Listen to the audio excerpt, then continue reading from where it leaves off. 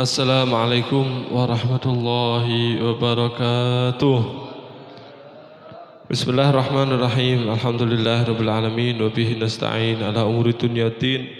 Wassalatu wassalamu ala sayyidil mursalin sayyidina wa habibina wa qurrati a'yunina wa maulana Muhammadin wa ala alihi wa sahbihi wa barik wa sallim ajma'in. Amma ba'du, rabbi syrah li sadri wa yassir li amri wahlul 'uqdatam min lisani yafqahu qawli. Hadratul muhtaramin, sama-sama kita muliakan, kita hormati, kita taati para habaib, para alim ulama, para asatid, para kiai, ibu nyai, para tokoh ingkang rawuh, seluruh hadirin wal hadirat umat Nabi Muhammad sallallahu alaihi wasallam. Wa akhusu bi dzikri beliau Habib Husin bin Ali Al-Muhdar, Ustadz Yusuf, Ustadz Muhim, ugi Pak Haji Paroki, Pak Haji Yusa, sedaya ingkang rawuh untuk saged sebutaken setunggal bapak setunggal, sedikit pun tanpa mengurangi rasa hormat ta'zim kami kepada beliau semuanya, seluruh hadirin wal hadirat umat baginda Nabi besar Muhammad sallallahu alaihi wasallam.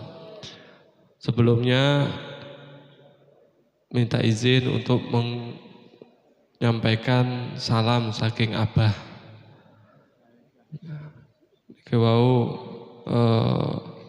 Alhamdulillah Abah sampun saantawis sehat, tapi dereng kados biasanipun sampun mulai kegiatan tapi tasik celak-celak. Niki wau teng Blitar acara tengene apa anangasan, tapi ternyata rencananipun kepinginipun engko bar Blitar bablas Ponorogo terus nak Wonogiri. Nggih, tasik rencananipun ngoten, tapi ternyata sampun dugi Blitar badhe nerusaken sampun mboten kiyat. Terus niku telepon-teleponan terus nyampe akan salam ngoten nggih. Mugi tambah sehat sehingga kita bisa mendapatkan petuah-petuah, hikmah-hikmah, ilmu-ilmu saking beliau. Amin ya rabbal alamin. Seperti biasa, setiap kita mau baca kitab ini kita baca kitab ini teng beberapa lokasi sama. Kita selalu adakan prolog pemulaan, permuka. Apa itu? Kita akan baca kitab ini, dibaca, diartikan, ngoten. Kalau sulit dipahami, kita kasih keterangan sedikit. Kalau ternyata sudah bisa dipahami, kita lanjut. Terus kita kalau ternyata ada keterangan bukan dari Mbah Hasyim Asy'ari, ini karya Mbah Hasyim Asy'ari, pendiri Nahdlatul Ulama. Kalau bukan dari keterangan kitab ini, kita akan ngomong bahwasanya ini keterangan senes saking niki, keterangan kula. Mboten kersane mboten campur-campur. Betul-betul kita yakini ini adalah keterangan dari Mbah Hasyim Asy'ari. Kalau ada keterangan lanjutan nanti kita akan bilang ini keterangan saking kula ngoten. Nanti kalau sudah bisa dipahami kita lanjut, bisa dipahami kita lanjut. Nanti kalau belum, misalkan tidak ada contoh, maka kita kasih contoh. Nanti singkat-singkat ngoten niku. Kenapa? Karena kita kepingin betul-betul yang hadir ini tahu bahwasanya ini adalah karya beliau, pendapat beliau. Suatu aib apabila kita mengaku ngikut jamiah beliau tapi pendapat beliau dan ilmu beliau dan kitab beliau nggak dikaji.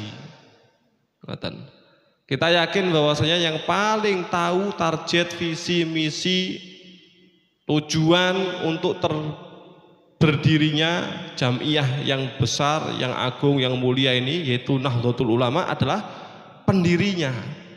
Maka kita harus tahu jalur pikiran pendirinya dari mana, dari bagaimana, dari kitab-kitabnya. Supaya yakin itu betul-betul dari beliau, tidak banyak keterangan. Kita pilih-pilih. Kalau dari beliau ya beliau, kalau dari kita, dari saya akan ngomong nanti. Ini keterangan saking kula, ngoten. Dan Sudah kita sampaikan kemarin, kalau kita baca ada makna yang tidak sesuai, maka tidak perlu interupsi di akhir sesi. Ketika itu juga langsung interupsi. Ngapunten, mboten cocok maknanipun, artinipun, ngoten.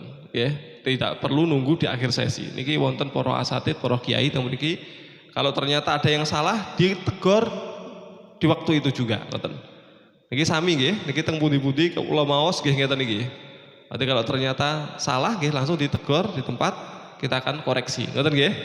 Nah, kersane betul-betul yakin ini adalah dawuh saking beliau. Monggo saderengipun maos hadiah Fatihah datang beliau dan seluruh ulama-ulama kita dan para salafun sholihun. Fatihah Rasulullah Habibina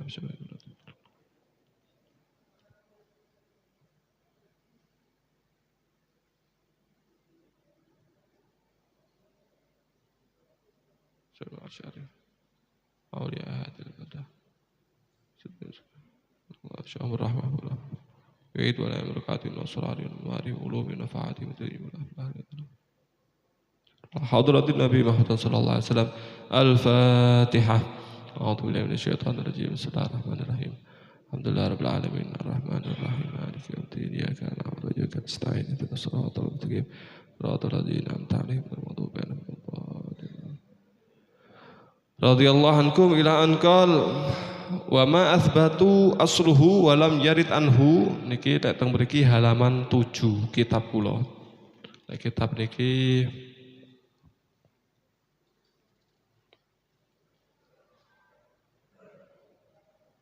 pundi? Sama halaman 7. Sami nggih? Niki baris ketiga, halaman 7 baris ketiga, datang kitab sing niki. Beda namung benten cetakan mawon. Cetakan niki kalih cetakan niki, ngoten. Ngoten nggih, niki cetakan pundi? Lirboyo. Niki cetakan pundi niki? Tapi sami mawon ngoten nggih. Sami mawon. Monggo. Saderengipun sebelumnya kita sampaikan niki pembahasannya sangat teoritis, sik rodok angel ngoten.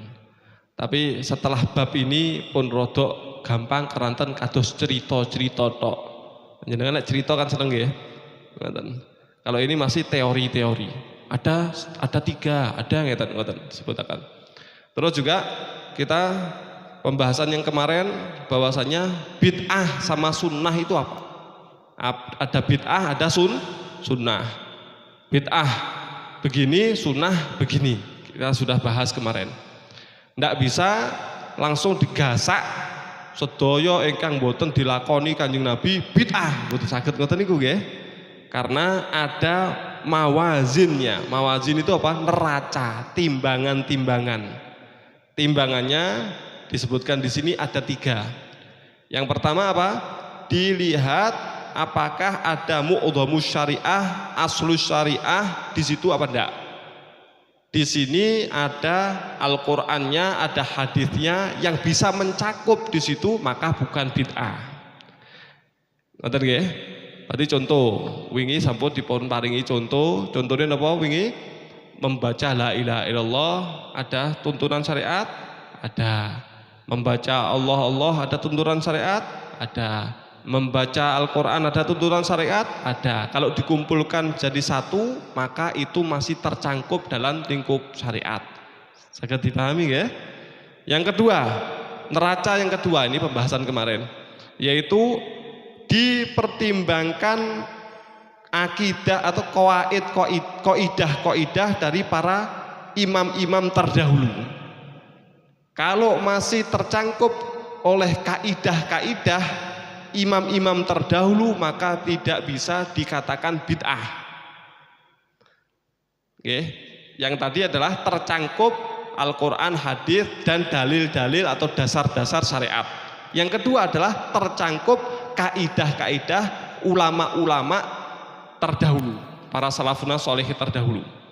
Salah satu kaidah mereka adalah yang dikerjakan oleh orang salaf dan diikuti oleh orang kholaf, dikerjakan oleh orang dulu, dan diikuti orang-orang setelahnya, maka tidak bisa dikatakan bid'ah madmumah, tidak bisa dikatakan bid'ah yang tercela.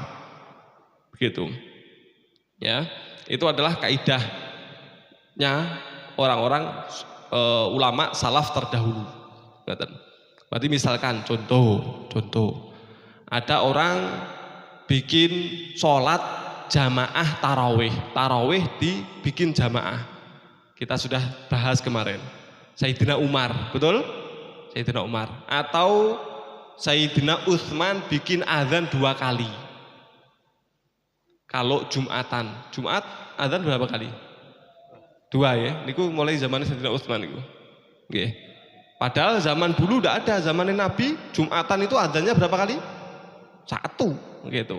Ternyata dikerjakan oleh orang-orang dulu, kemudian sampai orang-orang sekarang masih mengerjakan bid'ah madmumah. Tidak bisa, masih tercangkup kaidah dari kaidahnya para ulama salaf soleh, orang-orang dulu yang soleh dan diikuti oleh orang-orang khalaf, orang-orang setelahnya. Saged dipahami insyaallah nggih. Sekarang pembahasan malam ini, wa ma athbatu aslahu, dan sesuatu yang mereka tetapkan asalnya, walam yarid anhum fi'luhum, dan ternyata tidak ada riwayat mengenai mereka mengerjakan hal tersebut. Faqala Malik, maka Imam Malik mengatakan itu adalah bid'ah, li'anahum lam yatrukuhu, karena mereka semuanya itu tidak akan meninggalkan hal tersebut illa li amrin indahum fihi, kecuali karena sesuatu hal yang ada sama mereka tahu. Keterangan, oke? Ini kan bingung, berarti kita kasih keterangan.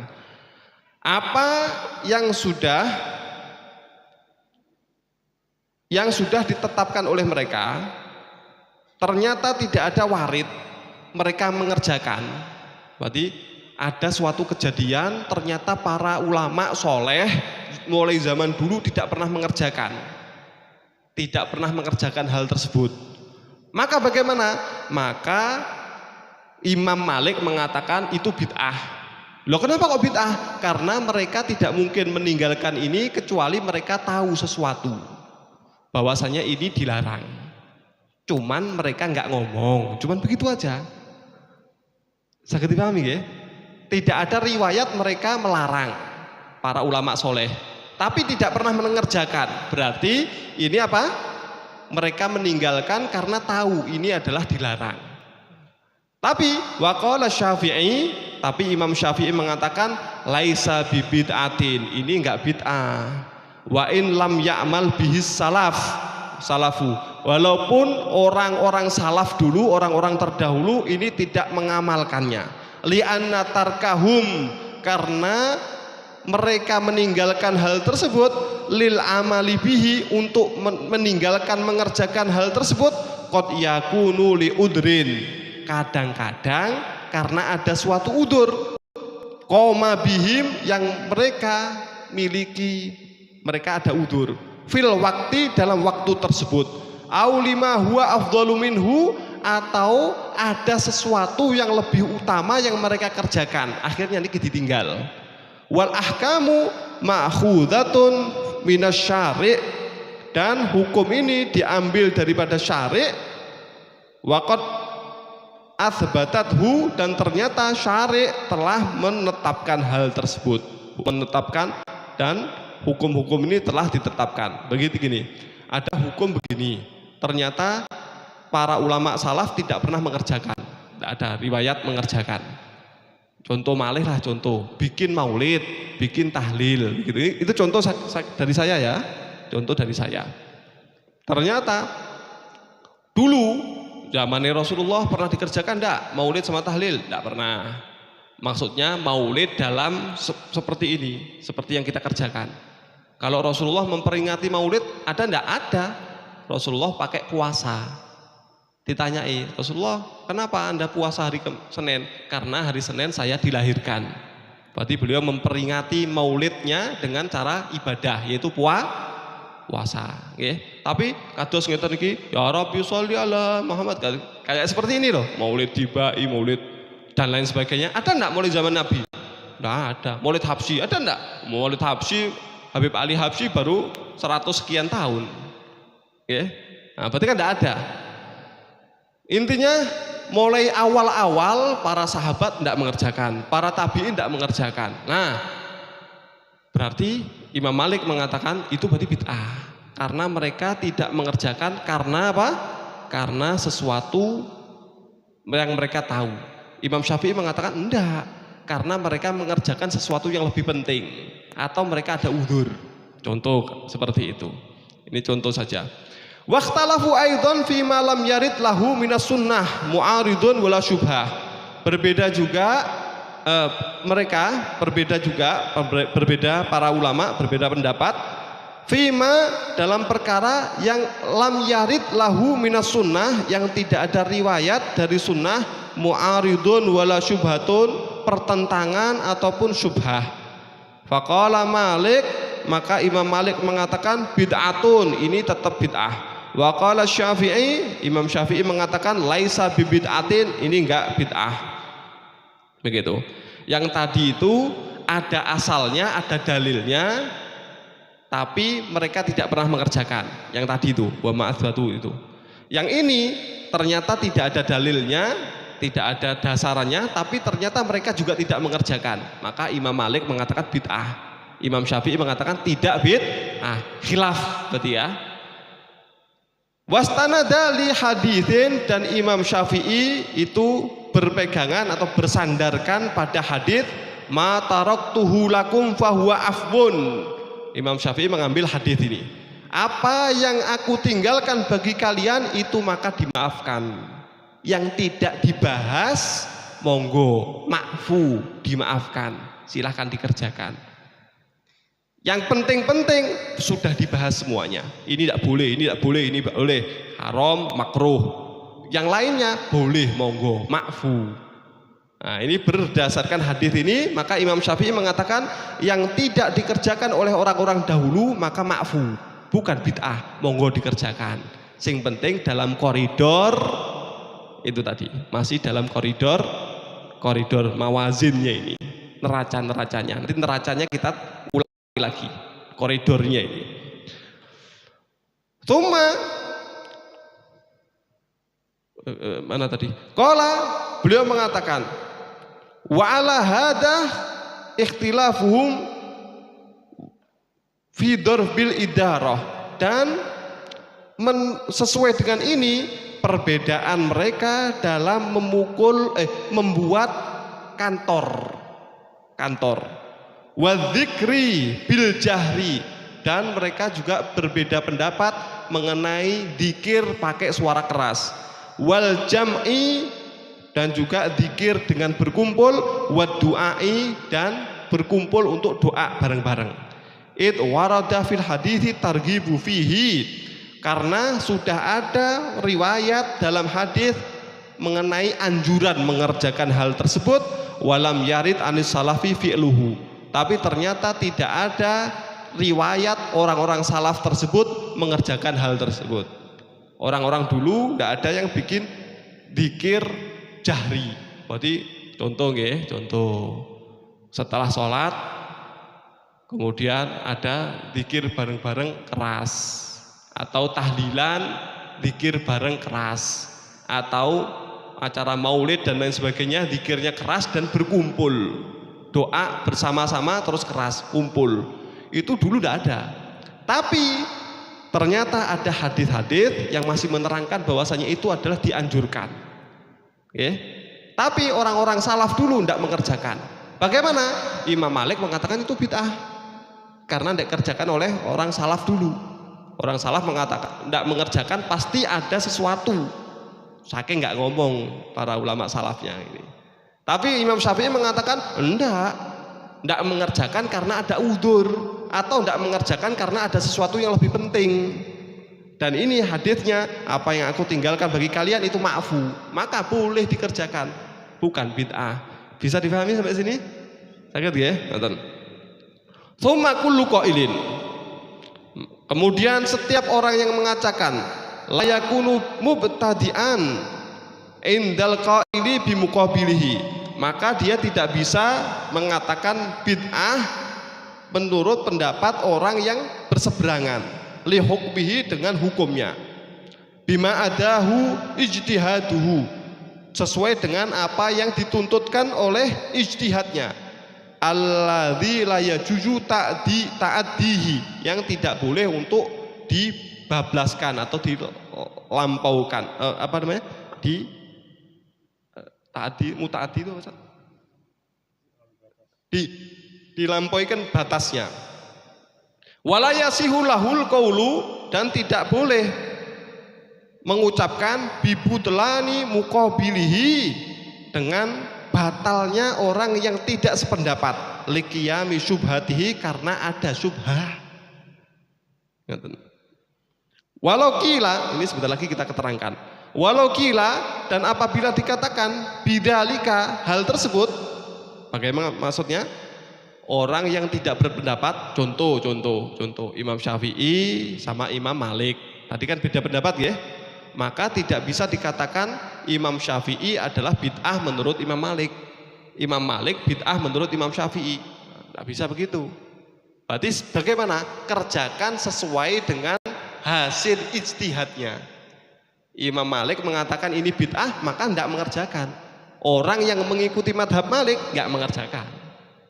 Imam Syafi'i mengatakan tidak bid'ah, mengerjakan, maka tidak boleh orang lain mengatakan ini adalah bid'ah. Bisa dipahami? Ngerti ya? Tidak boleh langsung menurut Imam Malik bid'ah, berarti kamu ahli bid'ah. Tidak bisa begitu, karena sesuai masing-masing ada pendapatnya, begitu. Walayasihu, mana tadi? Walau kila bidzalika, kalau seandainya diucapkan hal tersebut, berarti dilampaukan, dibablaskan pendapatnya Imam Malik, dihantamkan ke Imam Syafi'i, pendapatnya Imam Syafi'i dihantamkan ke Imam Malik, la ada ila tabdi'il ummati kulliha, maka hal tersebut akan menyebabkan membid'ahkan semua umat.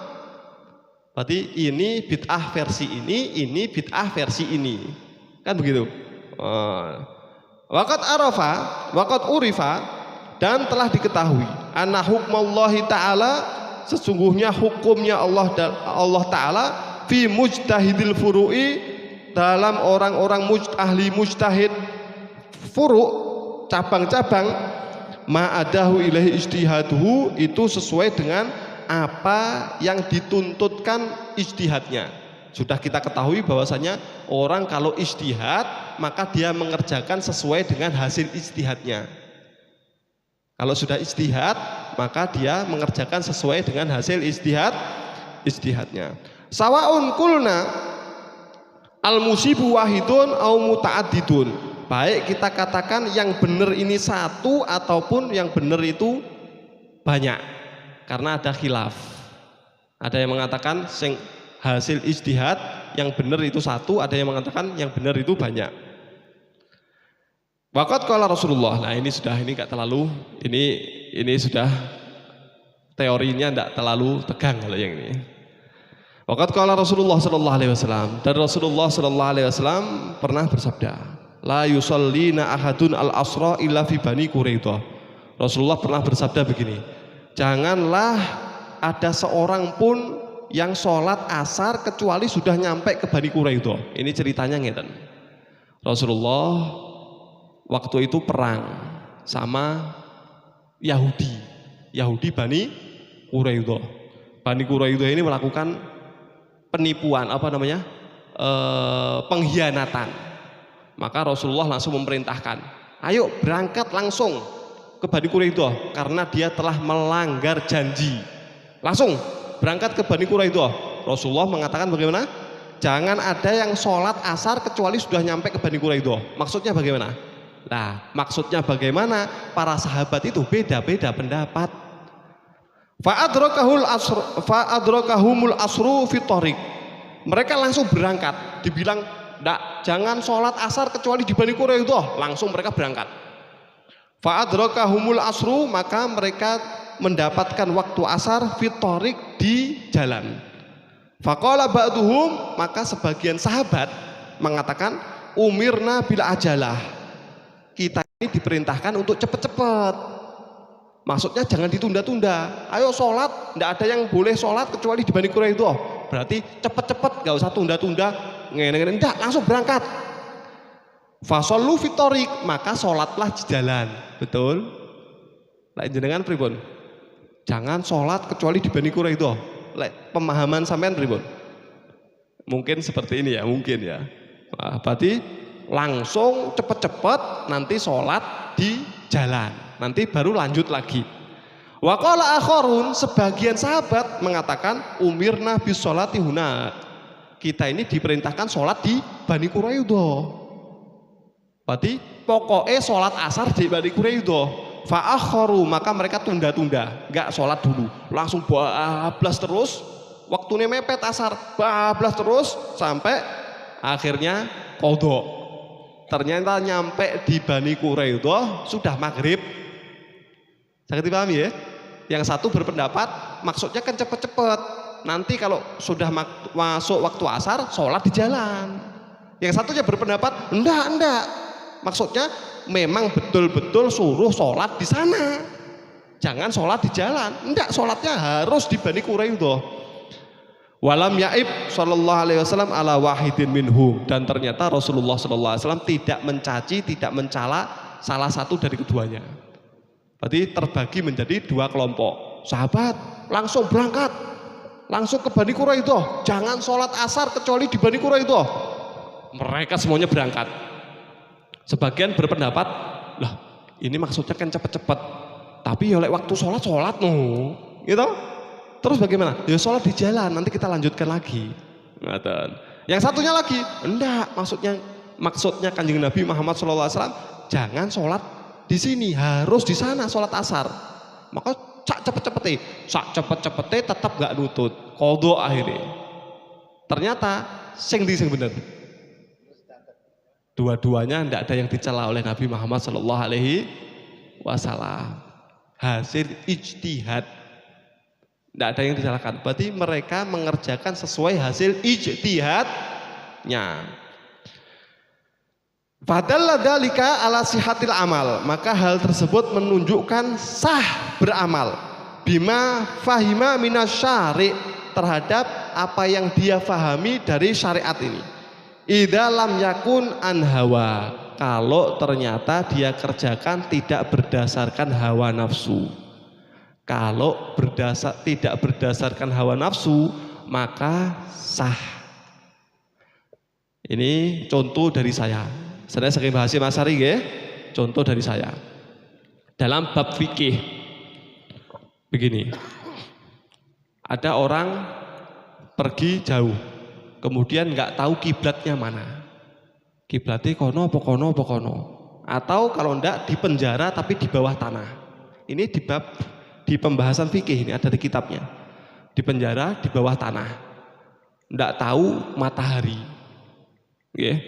Maka bagaimana sholatnya? Madhep kemana? Harus ijtihad. Ijtihad. Koyoke nak kono.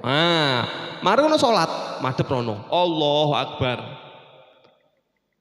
Sholat subuh. Sholat duhur.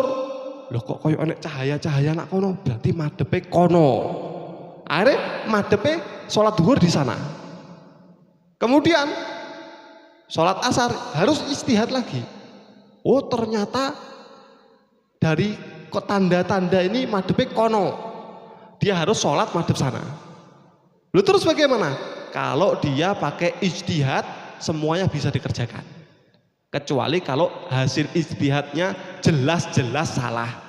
Sekali lagi, kalau hasil ijtihadnya jelas-jelas salah. Berarti sholat madhep sana sah. Sholat madhep sana sah. Sholat madhep sana sah. Semuanya sah. Yang penting hasil ijtihad dan tidak berdasarkan hawa nafsu. Betul ya? Berarti tidak bisa ini menyalahkan ini menyalahkan ini, tidak bisa. Hasil hawa, tidak berdasarkan hasil hawa nafsu, maka betul. Kalau paling contoh gitu. Kalau paling contoh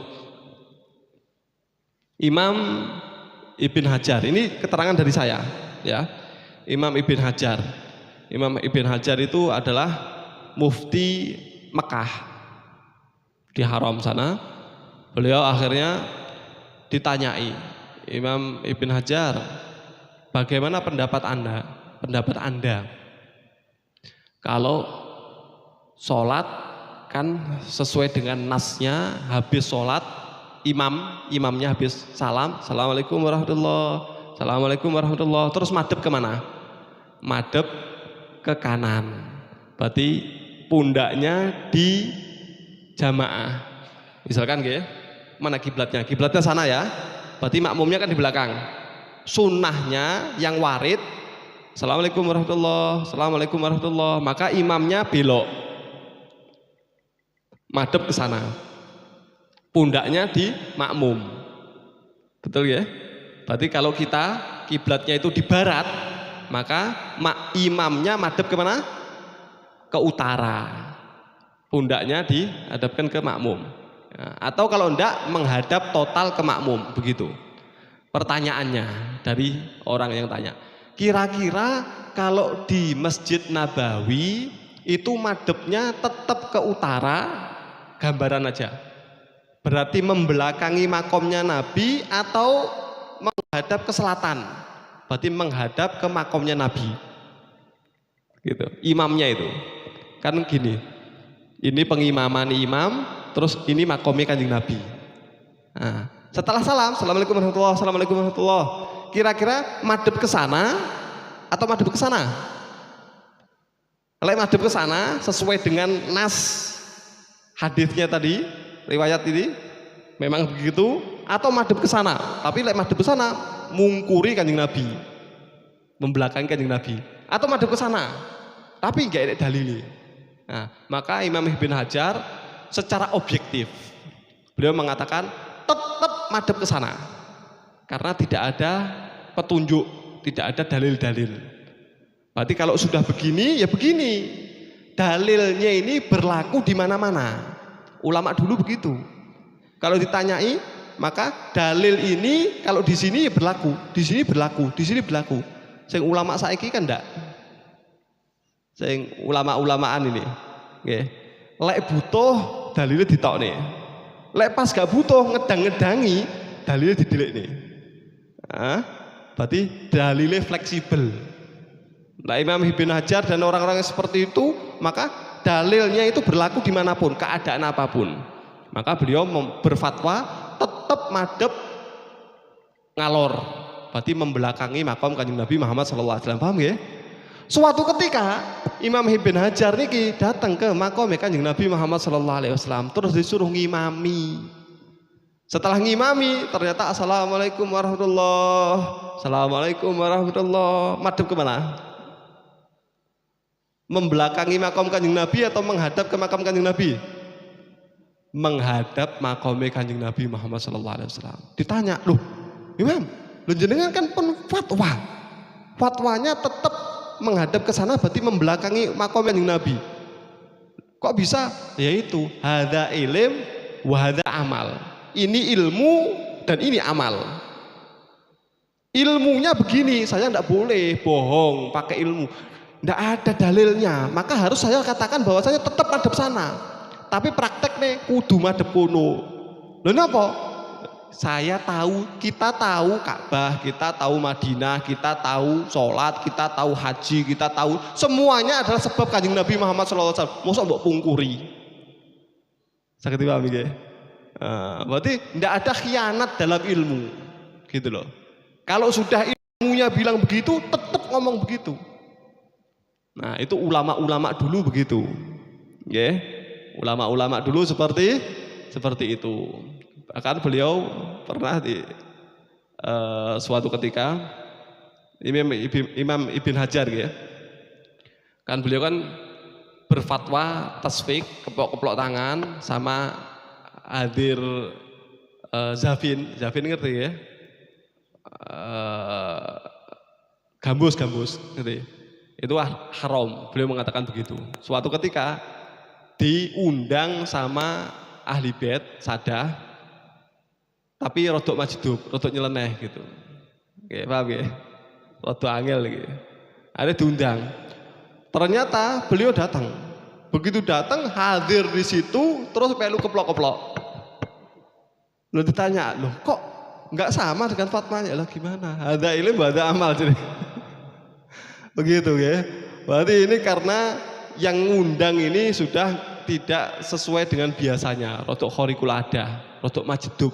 Ngerti nggak majedub ya? Begitu. Berarti walhasil seperti itu. Tapi beliau tidak khianat terhadap ilmu. Kalau ini haram, haram. Kalau ini halal, halal. Seperti itu. Ilmu sesuai dengan dasaran-dasaran hukumnya. Begitu.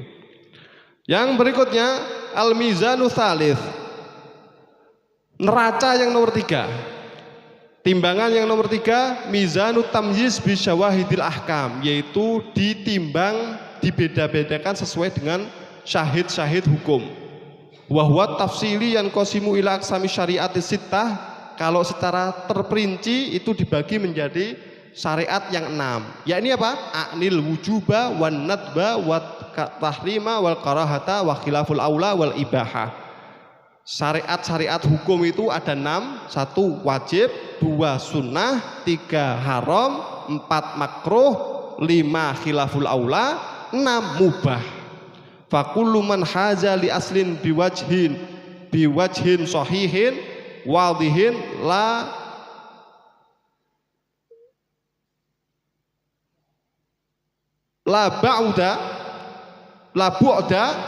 bu'da fihil haqqu bihi.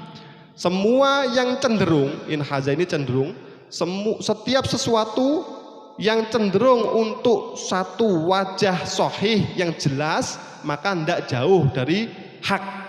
Wa mala fahuwa bid'atun, dan yang enggak maka bid'ah. Wa ala hadzal mizan jara katsirun minal muhaqqiqin, dan pada neraca ini berlaku kebanyakan orang-orang yang ahli tahqiq, para ulama yang betul-betul detail. Wa tabaraha min haitsul lughah litakrib, dan ini dikasih ibarat-ibarat ini secara lughat supaya lebih mendekatkan terhadap pemahaman. Wallahu alam. Kesimpulan nggih, kesimpulan. Mizan syariat itu ada 3. Bid'ah atau enggak, mizannya itu ada 3. 1, masih tercangkup dalil-dalil syariat enggak? Quran, hadis, qiyas, ijma, masih tercangkup enggak? Kalau tercangkup enggak bisa dikatakan bid'ah. Kalau enggak tercangkup maka bisa dikatakan bid'ah. Mizan yang kedua, masih tercangkup kaidah-kaidah para ulama salaf enggak? Kalau masih tercangkup kaidah-kaidah batasan-batasan ulama salaf, maka tidak bisa dikatakan bid'ah. Kalau enggak sudah bid'ah. Yang terakhir, mizan yang ketiga adalah mizan atau neraca hukum syariat, wajib, mubah, dan seterusnya tadi, haram. Kalau masih dikatakan wajib, sunnah, mubah, maka boleh. Kalau sudah haram, makruh, maka ditinggalkan. Ngerti nggih? Kula paringi contoh. Niki contoh saking kawula. Tahlil boleh apa enggak? Sekali lagi nih, tahlil boleh enggak? Al-Quran boleh. Kemudian la ilaha illallah boleh. Kemudian subhanallah boleh, bagus semuanya. Doa boleh. Boleh semua kan? Dikumpulkan jadi satu. Boleh apa enggak? Boleh. Berarti itu ada dalilnya, dan ulama-ulama dulu mengerjakan, dan banyak orang yang mengerjakan, dan ada dasarannya, maka tidak bisa dikatakan bid'ah. Tapi mizan yang terakhir, ada enggak haram atau makruhnya? Ternyata ada. Loh, tahlil ada haramnya? Ada. Pripun? Kalau ternyata dikasih makanan oleh sahibul baitnya, tapi dari hasil masakannya itu dari warisan, sedangkan warisannya belum dibagi. Ulangi lagi ya. Tahlilan tadi kan boleh, tapi kadang-kadang kan tahlilan diparingi daharan. Teng mriki paringi daharan mboten? Sami. Teng Kediri ini PR niki. Saestu PR bagi kami. Berarti meninggal dunia bapaknya, ngonton-ngonton langsung dimasak-masak nih. Kita tanya, yang masak ada sih sebagian yang masak dari urunan warga, tapi kebanyakan enggak. kebanyakan adalah diambil dari hartanya mayit. Berarti kan waris. Ditanya, ini sudah dibagi belum? Belum. Semua ahli warisnya sudah setuju belum? Ada yang belum setuju, ada yang pergi belum izin dan lain sebagainya. Yang sering itu tidak izin. Sedangkan sebagian lagi masih ada anak yatim. Waduh. Dengan kata lain, kita makan hartanya anak yatim. Sakit dipahami ya? Kalau la ilaha illallah, bagus. Subhanallah wa bihamdi, bagus. Doa bagus. Makan hartanya anak yatim haram. Nggih. Paham ya? Berarti ada neraca-neracanya. Ini tapi subhanallah wa bihamdi, astagfirullahaladzim dan lain sebagainya, dan makanannya bukan dari harta warisan tapi urunan saking warga. Oh bagus itu murni itu. Contoh teng Solo niki barangkali bisa, muga-muga kula kepengin Solo tenggene Gurawan dan sekitarnya niku ngene celakipun Sohibul Haul Habib Anis niku dari dulu itu sudah bikin mereka. Bagaimana? Urunan, Pak. Urunan 1 bulan cuman sekian ngoten. 1 tahun itu 100.000 sekitar itu. Oke, 1 tahun per kakak, per keluarga. Nanti kalau meninggal dunia niku pun keluarga ndak ngurusi nopo-nopo. Mulai dari pemakaman, pemandian, terus beli tanahnya, kafan, sak tahlile niku pun beres. Bahkan panitianya itu membawa masakan. Nggih. Ini kira-kira yang tahlil berapa? 50 orang. Niku bawa masakan. Selama 3 hari, 5 hari, 7 hari. Bawa masakan. Kita makan makanan tersebut aman. Lawang itu bukan hartanya waris kok. Nah, saya pahami ya? Nah, berarti neraca bid'ah atau enggak, haram atau enggak, neracanya ada 3. 1, tercangkup dalil-dalil syariat. 2, tercangkup kaidah-kaidah ulama soleh. 3, tercangkup wajib, mubah dan seterusnya tadi hukum syariat. Niku bebas semuanya, maka bukan bid'ah. Kalau ada yang nyandet, ya ternyata ada yang menjegal, maka hukumnya jadi haram, jadi bid'ah, madmumah. Saged dipahami insyaallah ya. Nggih. Berarti misalkan contoh, paringi contoh terakhir niki, alhamdulillah sudah selesai. Contoh Mbah Hasyim Asy'ari. Iki contoh dari saya, Mbah Hasyim Asy'ari, dan bisa dicek. Mbah Hasyim Asy'ari hadir milad muslimat, hari lahir muslimat di Tang Putih Supaya kula.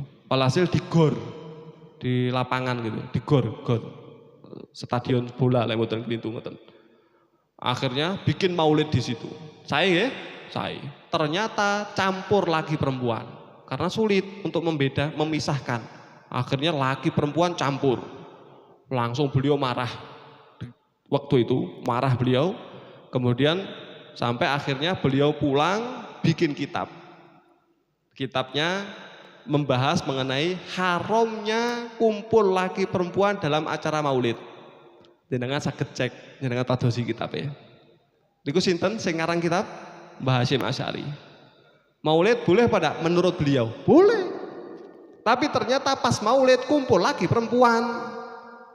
Haram mboten? Haram, ikhtilat. Maka beliau langsung bikin kitab. Mbah Hasyim Asy'ari. Itu adalah beliau.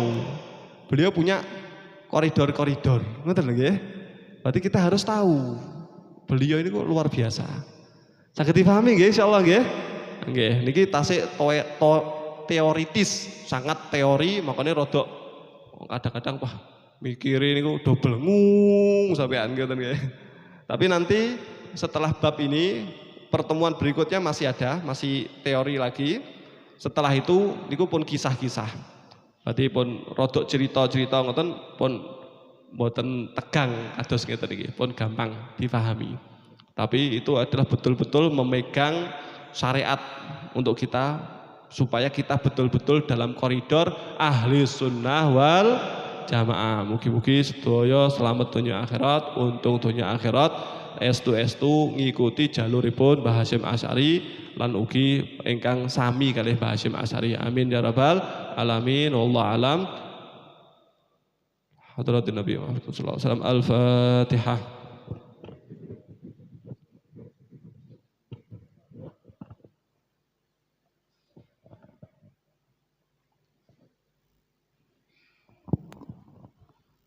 Mekaten kula wau pengawasan kitab Risalah Ahlus Sunnah wal Jamaah karya daripada Hadratus Syekh Hasyim Asy'ari, pendiri Nahdlatul Ulama.